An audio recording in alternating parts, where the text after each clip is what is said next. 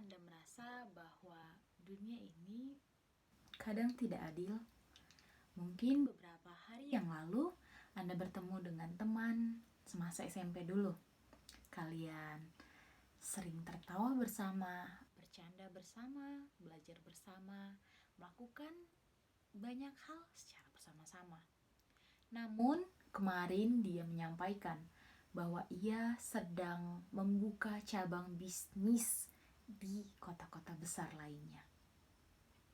Pada pertemuan alumni SMA beberapa bulan yang lalu juga Anda ingat sekali bahwa ada teman yang dahulu suka sekali membuli di masa sekolah. Selalu menyontek dan juga mengandalkan nama orang tuanya, seorang anggota DPR. Dan di pertemuan itu dia dengan bangga menyatakan bahwa sekarang sedang menjabat di kantor pemerintahan dan dalam waktu dekat akan menikah. Lalu Anda membuka handphone Anda, lalu lihat salah satu teman Anda waktu SMA, dia memiliki pengikut di Instagram sekitar 30 ribuan pengikut. Dia dulu adalah sosok orang yang saat di kelas hanya memperdulikan dirinya saja. Saat guru menjelaskan, dia hanya bersolek di depan kaca. Dan ketika ujian, dia sesekali menyontek dan juga mendapatkan nilai yang pas-pasan juga. Di Instagram dia menggemakan gerakan hidup jujur. Sedangkan Anda sekarang hanya berstatus mahasiswa tingkat akhir yang memperjuangkan skripsi di sela-sela waktu yang Anda usahakan untuk menambah pekerjaan tambahan dengan harapan membantu meringankan beban orang tua. Kalau dipikir-pikir, sungguh tidak adil rasanya. Kemudian Anda kembali merenungkan, teman saya itu kan memang anak DPR, jadi dia pasti mudah bekerja ketika memiliki orang dalam. Lalu teman yang lain, saya ingat betul bahwa ketika orang tuanya meninggal, ia mendapatkan warisan yang sangat besar, sehingga ia pun memiliki modal yang cukup untuk membuka cabang usaha yang sebelumnya memang dirilis orang tuanya. Jadi tidak sulit baginya untuk membuka cabang di kota lain. Dan dia tidak perlu kuliah juga. Sedangkan teman yang memiliki pengikut banyak, ya selama dia cantik, apapun yang dia katakan, pasti orang percaya. Itu kata Anda dalam hati, dengan harapan menghibur diri. Pernah ada orang berkata, di dunia ini memang ada beberapa orang yang menjalani kehidupan dengan mulus. Tidak sedikit ada orang yang terlahir di keluarga kaya, berparas rupawan, pendidikan sangat baik, orangnya cerdas, murah hati, dan kondisi mental yang stabil. Beberapa orang beruntung itu terlahir dengan sebuah sendok emas yang namanya privilege. Shalom saudara terkasih, kembali bersama saya, Anggerini Tampu Bolon, akan membawa saudara semua pada topik khotbah hari ini mengenai privilege. Mengutip Kamus Besar Bahasa Indonesia, kata privilege yang diserap ke bahasa Indonesia menjadi privilege, berarti hak istimewa. Nah, persepsi tentang hak istimewa ini bisa mengacu pada banyak hal, tetapi seringkali privilege diartikan sebagai hak istimewa yang didapat seseorang yang lahir di kalangan keluarga elit. Privilege banyak bentuknya. Ada karena keistimewaan lahir dari keluarga kaya, sehingga memiliki kesempatan besar untuk menempuh pendidikan yang terbaik, lingkungan pertumbuhan yang baik, dan nutrisi yang tercukupi untuk dirinya di masa depan juga. Ini sebabnya banyak orang miskin akan tetap melanjutkan warisan kemiskinan dari orang tuanya karena tidak mendapatkan kesempatan yang sama dengan orang yang pertama tadi. Ya, ini dibuktikan oleh penelitian juga. Ada juga bentuk privilege yang disebut sebagai beauty privilege. Ya, suatu penelitian di Amerika membuktikan bahwa banyak tahanan penjara yang memiliki penampilan menarik mendapatkan masa hukuman yang lebih ringan dibandingkan tahanan lain dengan jenis kejahatan yang sama, namun penampilan kurang menarik. Putusan-putusan hakim tersebut dilakukan tanpa disadari oleh para hakim bahwa dipengaruhi itu semua oleh penampilan fisik dari narapidananya itu. Jadi ya saya katakan, ya privilege itu memang ada dan kadang kita juga berpihak pada mereka tanpa kita sadari. Lalu kita sebagai anak Kristus yang telah ditebus dari kayu salib, akankah menyerah begitu saja? Lantas apa yang harus kita lakukan? Nah, kita memang dilahirkan dengan banyak anugerah ya. Anda, saya juga memiliki anugerahnya masing-masing. Seperti yang tertulis di Roma 12 ayat 6 sampai 8.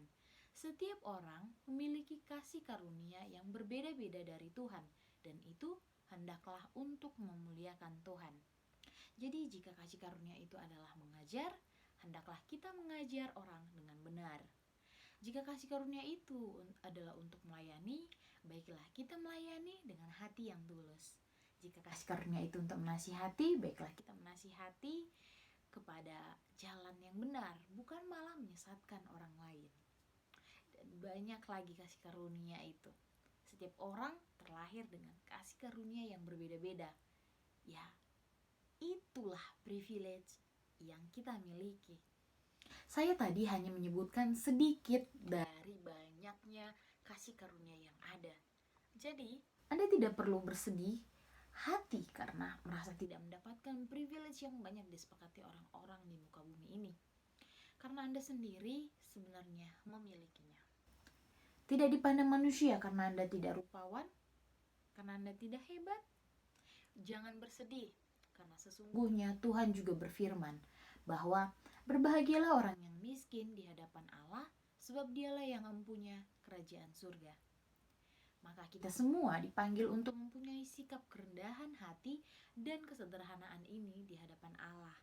Mau mendengarkan dan mau menerima pengajaran iman seperti yang diajarkan oleh Kristus kepada para rasulnya, tanpa bersikeras memegang pandangan sendiri sesuai dengan pemahaman pribadi.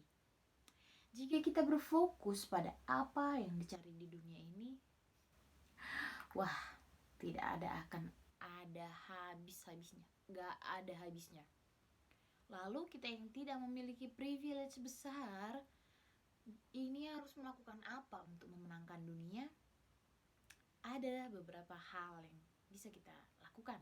3 diantaranya itu adalah 1, mengembangkan karakter. Yang kedua adalah hidup dengan buah roh. Ketiga, menang terhadap percobaan. Kita bahas satu persatu. Yang pertama ini adalah mengembangkan karakter. Pernahkah Anda melihat orang dalam kehidupan Anda atau mungkin dalam film sebuah karakter? Dia tidak kaya, tidak juga cerdas-cerdas amat. Wajahnya juga biasa saja, tapi orang di lingkungan rumahnya begitu menghormatinya.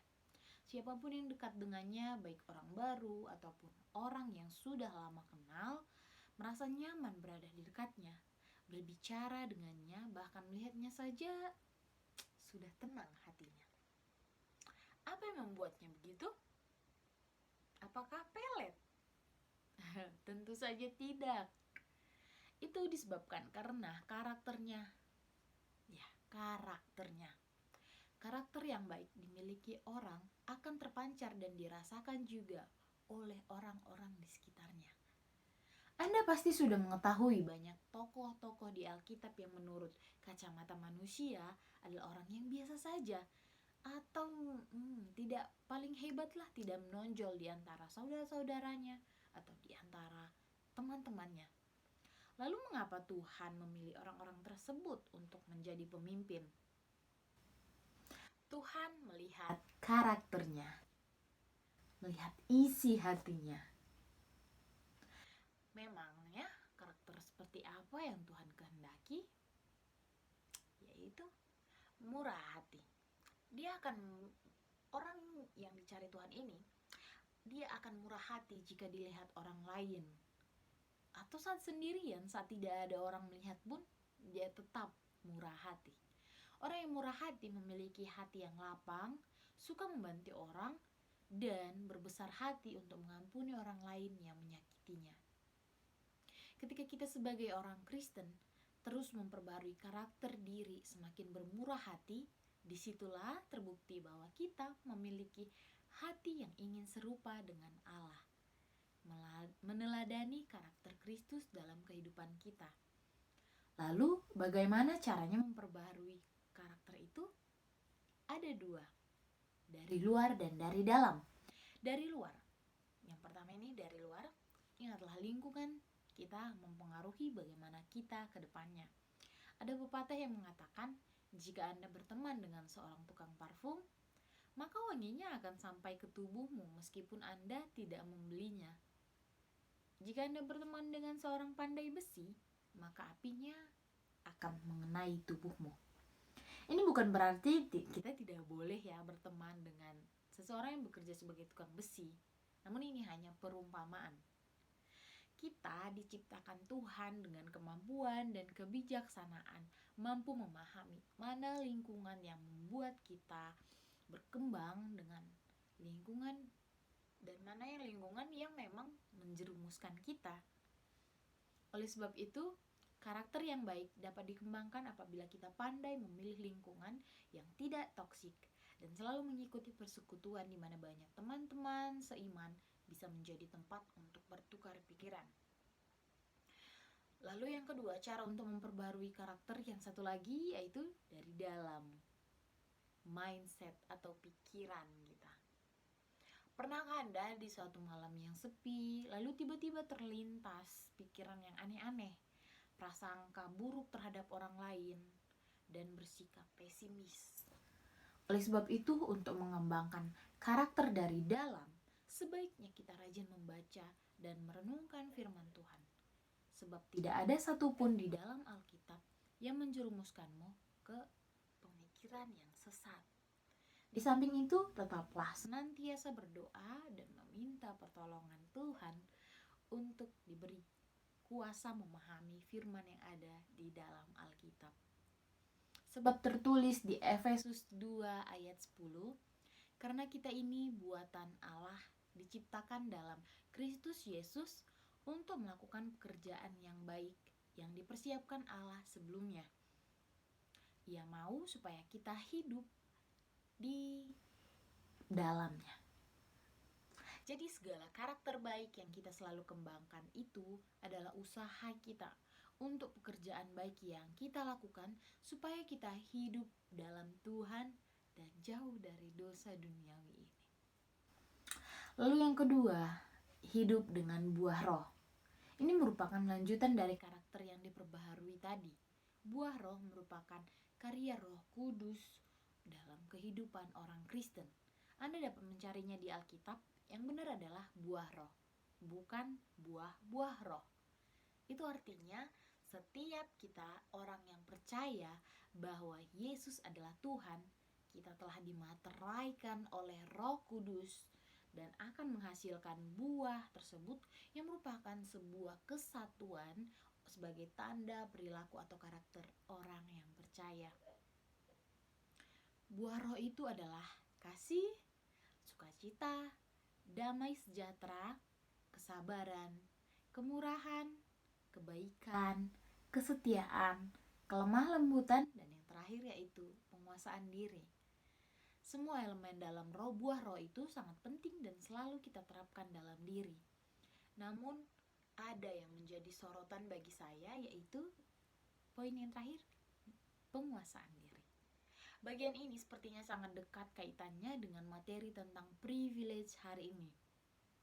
Ketika kita memandang dunia yang tidak adil ini, selalu ada Roh Kudus dalam diri kita untuk menguatkan, terutama dalam hal penguasaan diri.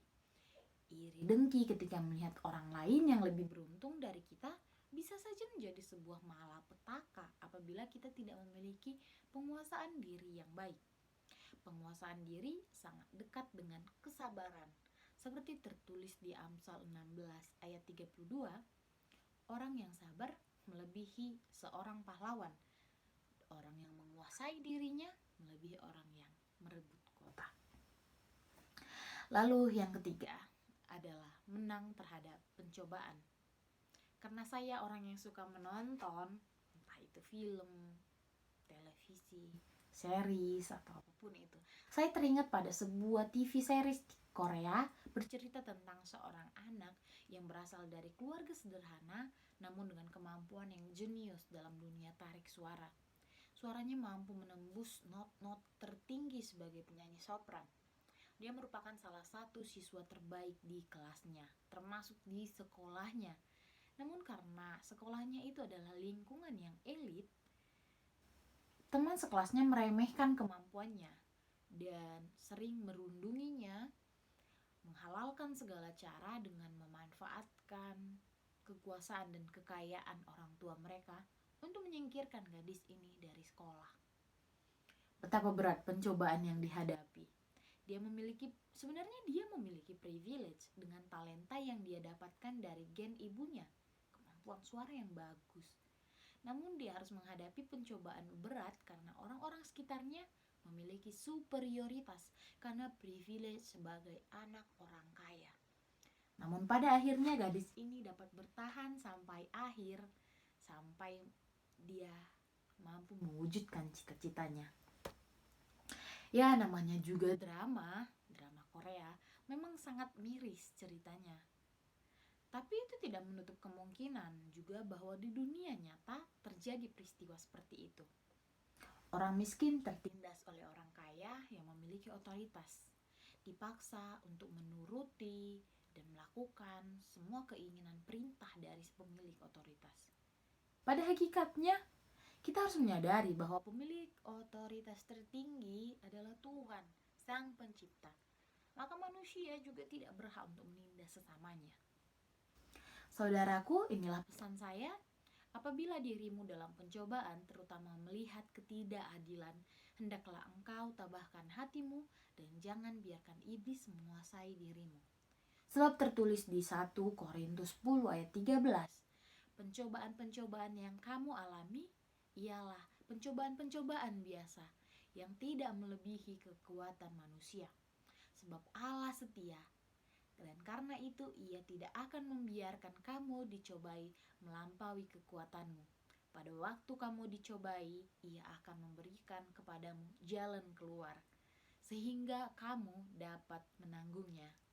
Jadi saudara-saudara yang terkasih, memang banyak peristiwa yang kita hadapi dalam kehidupan ini, termasuk perasaan ketidakadilan yang ada. Percayalah, kita masih bisa dapat memenangkan kehidupan ini selama kita melakukan 3 hal tadi. Saya akan recall lagi.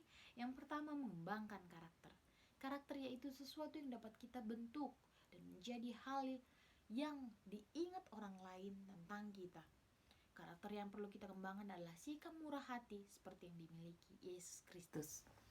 Lalu yang kedua, hidup dengan roh. Sekali kita menyatakan diri sebagai orang Kristen, maka kita telah dimeteraikan Roh Kudus yang mana akan diikuti buah roh dalam setiap perjalanan hidup kita. Yang terakhir adalah menang dalam pencobaan.